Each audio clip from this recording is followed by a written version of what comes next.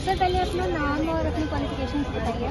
मेरा नाम वेद प्रकाश सिंह है और मैंने अपना ग्रेजुएशन और पोस्ट ग्रेजुएशन इलाहाबाद यूनिवर्सिटी से किया है और बीएड मैंने वहाँ से प्रोफेसर राजेंद्र सिंह यूनिवर्सिटी से किया है। करंटली मैं पीएचडी कर रहा हूँ बनारस यूनिवर्सिटी। एंड आपने किस सब्जेक्ट से इंटरव्यू किया? इकोनॉमिक्स। यहाँ का पैनल एक्सपीरियंस कैसा रहा और आपका पैनल एक्सपीरियंस अच्छा है, लेकिन अगर आप हायर एजुकेशन में हैं इन्वॉल्व तो आप उनको बहुत बड़ी चीज़ क्योंकि ना वो चीज़ पढ़े हुए हैं और ना ही वो चाहते हैं कि आप बच्चों को पढ़ाएं। जैसे उन्होंने हमसे डिमोनेटाइजेशन का क्वेश्चन पूछा तो हमने रीज़न पहले बता दिया।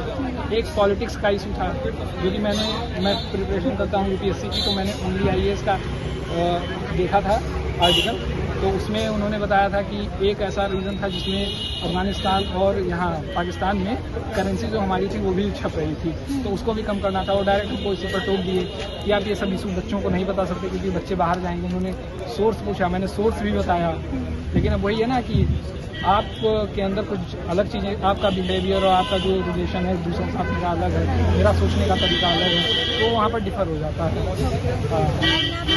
किस लैंग्वेज में हुआ, कोई पर्टिकुलर लैंग्वेज? इंग्लिश। उन्होंने डायरेक्ट हमसे कहा कि अगर आप कंफर्ट हैं इंग्लिश में तो आप इंग्लिश में दीजिए हमको, तो हमने कहा ठीक है, तो हमने इंग्लिश में इंटरव्यू दिया।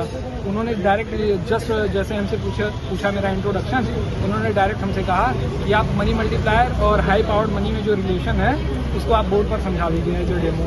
तो मैंने डायरेक्ट उसको समझाना स्टार्ट किया, तो मैंने जैसे ही 4-5 लाइनें लिखी इक्वेशन की और समझाया तो उनको लग गया कि इनको आता है। फिर उन्होंने डायरेक्ट वहाँ से क्वेश्चन चेंज कर दिया, कहा मनी डिमांड और मनी सप्लाई का ग्राफ बनाइए। तो फिर ग्राफ से ही वो क्वेश्चन पुट अप करने लगे, तो उसमें थोड़ा दिक्कत आ गई। मतलब फिर उसके बाद उन्होंने डिमोनेटाइजेशन से क्वेश्चन किया।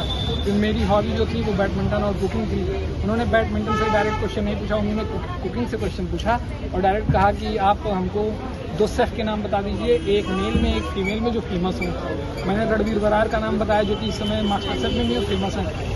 अब जो चीज़ उनको पता है वो हमको पता होगी, हम किसी के अंदर थोड़ी ना घुस बैठे हैं। उन्होंने कहा किसी दूसरे शेफ का नाम बताइए, मैंने उनको एक और नाम बताया कि सर पहले दूरदर्शन पर उनका एक शो आता था, उनका नाम संजीव है, संजीव करके कैसे है पूरा नाम बताइए। फिर उसके बाद उन्होंने खुद कंफर्म किया संजीव को, फिर हमने कहा हाँ। फिर उन्होंने महिला में किसी का नाम बताया, हमको नहीं पता था, हमने कहा सब्जा किचन करके चैनल है जिनके सब्सक्राइबर ज़्यादा हैं यूट्यूब पर, पूरे इंडिया उनकी देखिए, उनका नाम मैंने बताया। तो फिर वही है, जो चीज़ वो जानते हैं वो आप जानते हैं, ये डिपेंड करता है।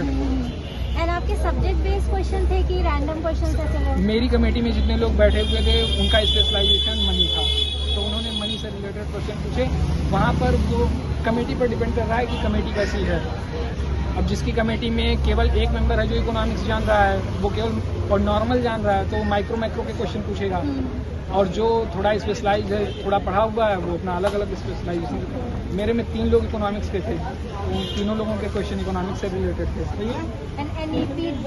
नहीं, ये सब कुछ उन्होंने करंट इवेंट कुछ नहीं, ना सिचुएशनल क्वेश्चन उन्होंने दिया कि अगर बच्चे ऐसे हों तो क्या करेंगे, कुछ भी नहीं, CDP UDP से कुछ भी। हमारे ऑडियंस को कुछ बताएंगे कि किस तरीके से इंटरव्यू की तैयारी करें? या इंटरव्यू की तैयारी के लिए बस चिल रहना है और क्या, टेंशन नहीं लेना है वहाँ जाने से पहले। लेकिन जो गार्ड सब बैठे हुए हैं बाहर, वो आपको बहुत ज़्यादा हल्का कर देंगे, वो पानी पूछेंगे आपसे, चाय पूछेंगे, मतलब जो चीज़ उनको खाने के लिए आ रही है, आप जाने से पहले वो पानी पिला के दे रहे हैं। शायद मेरे पैनल में जो 2 लड़कियाँ गई थी उनको चक्कर आ गया, फेंट हो गई, क्या हो गया, वो बता रहा था कि बहुत डिस्टर्ब हो गई थी, तो उनको अलग से गए पानी देने। तो अब जो लोग जा रहे हैं उनको पहले में से पानी आने पिला रहे हैं। एंड आप हमारे ऑडियंस को कुछ बोलना चाहेंगे कि किस तरीके से आप मोटिवेट रहें और क्या करें इसमें? बस पॉजिटिव रहना है, पैनिक नहीं होना है, फिर उसके बाद ओवर एक्साइटमेंट में भी नहीं रहना है, ना ओवर सोचना है कि मेरा हो ही जाना है। क्योंकि वहाँ पर जाने के अगर आप एक्सपेक्टेशन ज़्यादा रखते हैं तो बाद में आपको प्रॉब्लम होगा। अब प्रॉब्लम उन्हीं के लिए जिसकी जॉब सिक्योरिटी थोड़ी कम है, जो कहीं इन्वॉल्व है किसी चीज़ में, उनका एक फाइनेंशियल सोर्स ऑफ इनकम है, उनको दिक्कत नहीं है। अगर आप बताना चाहें तो क्या आप हमें अपने मार्क्स बताएंगे कितने? मेरे मार्क्स आए थे 129 के अप्रॉक्स। Thank you sir.